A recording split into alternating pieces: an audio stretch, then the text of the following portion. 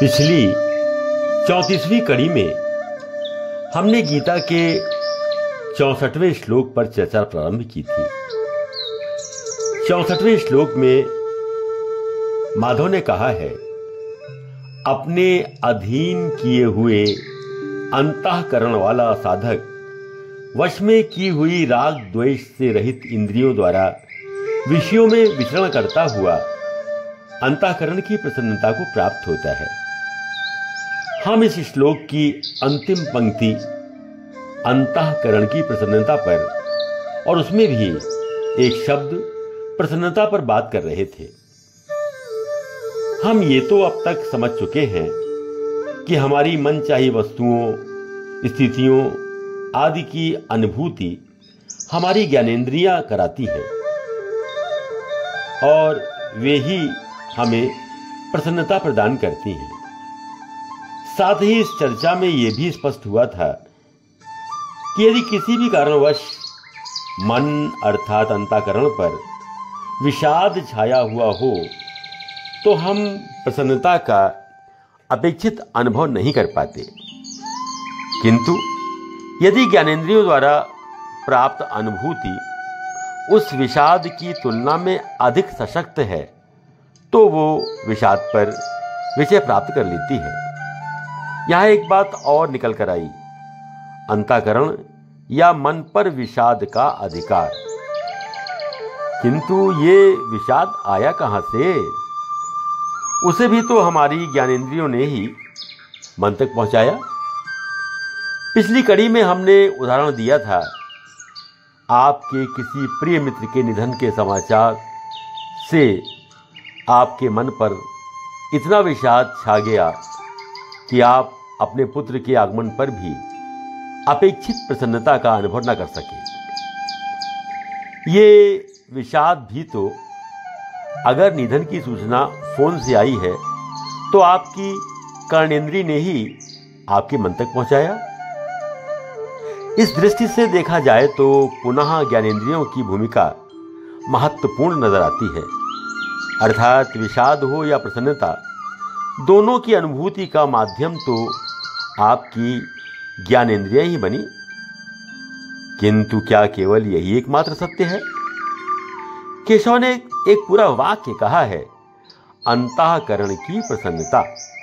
तो एक शब्द अंतःकरण भी तो है, वरना माधव इस शब्द का प्रयोग ही क्यों करते? यहीं पर मुरलीधर ने पुनः स्थित प्रज्ञता के अभ्यास की ओर संकेत किया है। सामान्य जीवन में भी आपने देखा होगा कि एक ही बात का अलग अलग लोगों पर अलग अलग प्रभाव पड़ता है।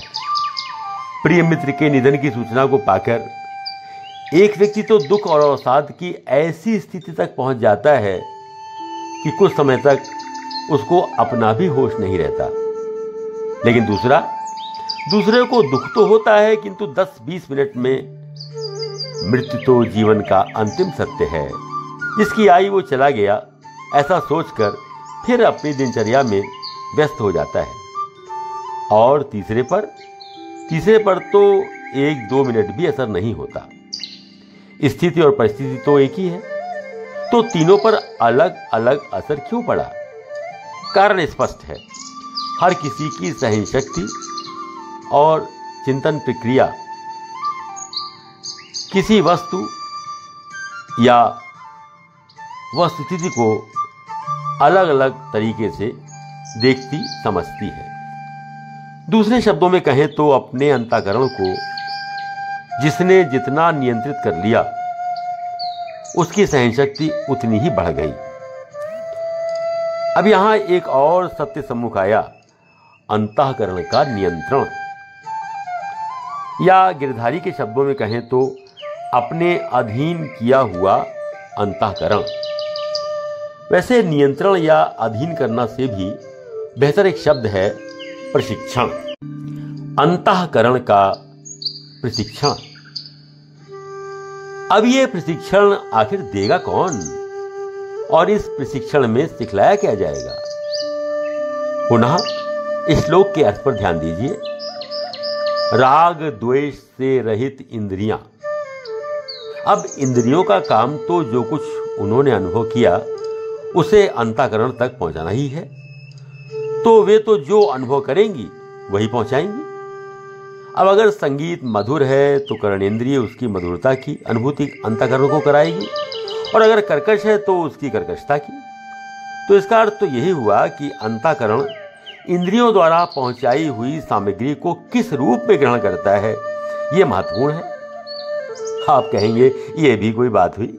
अरे सामग्री का जो रूप होगा इंद्रियां वही तो पहुंचाएंगी और अंतःकरण वही तो अनुभव करेगा। यहीं पर स्थित प्रज्ञता की साधना का रहस्य निहित है।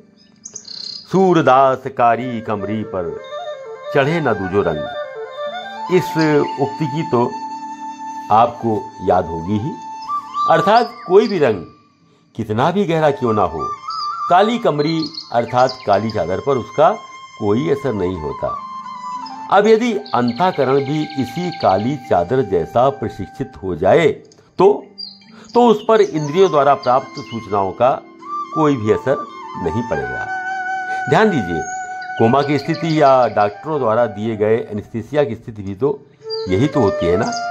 कोमा में भी व्यक्ति इसी कारण चला जाता है कि उसकी स्वयं की दर्द सहने की क्षमता सीमा पार कर जाती है, और एनेस्थीसिया में भी डॉक्टर मस्तिष्क के उस केंद्र को रासायनिक प्रक्रिया के द्वारा इस प्रकार सुन्न कर देते हैं कि हमें ऑपरेशन के समय होने वाले असहनीय दर्द का अनुभव ही नहीं होता।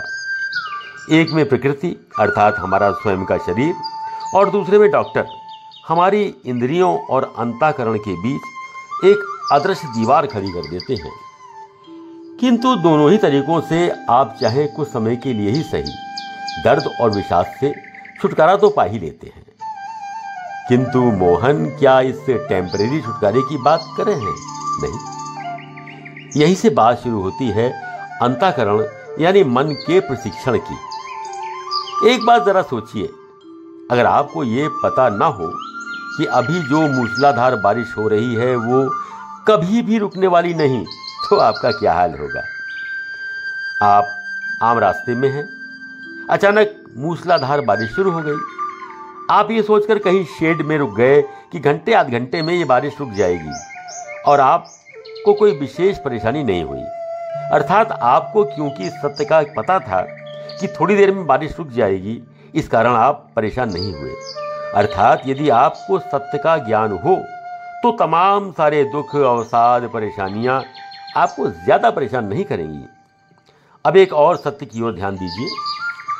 100 में से 90% मामलों में मन को दुख, अवसाद, कष्ट, चाहे वो शारीरिक हो या मानसिक, और परेशानी देने वाले अवसरों की तुलना में आनंद देने वाले अवसर हमेशा ही अधिक आते हैं। एक उदाहरण लेते हैं। सर्वाधिक अवसाद और दुख देने वाली घटना मृत्यु का। अपने परिवार के पिछले 100 वर्षों के इतिहास पर नजर डालिए तो आप पाएंगे कि आपके दादाजी के परिवार में औसतन यदि 4-5 लोगों का निधन हुआ तो कम से कम 20-25 लोगों का जन्म भी हुआ। अगर आप केवल इस सत्य को स्वीकार कर लें तो किसी अपने प्रिय की मृत्यु से होने वाला दुख काफी सीमा तक कम हो जाएगा। हर चीज, चाहे वो प्रकृति ने उत्पन्न की हो या मनुष्य ने उसका निर्माण किया हो, उसकी एक निश्चित आयु सीमा तो है ही, और उस निश्चित सीमा के बाद उसे नष्ट होना ही है। यदि इस सत्य को आपने स्वीकार कर लिया तो आपकी मनचाही वस्तु के खोने या नष्ट होने की पीड़ा स्वतः कम हो जाएगी। अपने आप को इस सत्य को स्वीकार कराना ही अंतःकरण को प्रसन्न रखने के प्रशिक्षण की पहली कड़ी है। इस सत्य से एक और रास्ता निकला। जीवन हमारे हिसाब से नहीं चल सकता क्योंकि उसका नियंत्रण करने वाले लाखों अरबों तत्व हैं। अतः जो भी परिस्थिति आए उसे स्वीकार करने के लिए अंतःकरण को प्रशिक्षित करना ही अंतःकरण के प्रशिक्षण की दूसरी कड़ी है। अभी तो कुछ और कड़ियां बाकी हैं, उनकी चर्चा हम अगली कड़ी में करेंगे। धन्यवाद।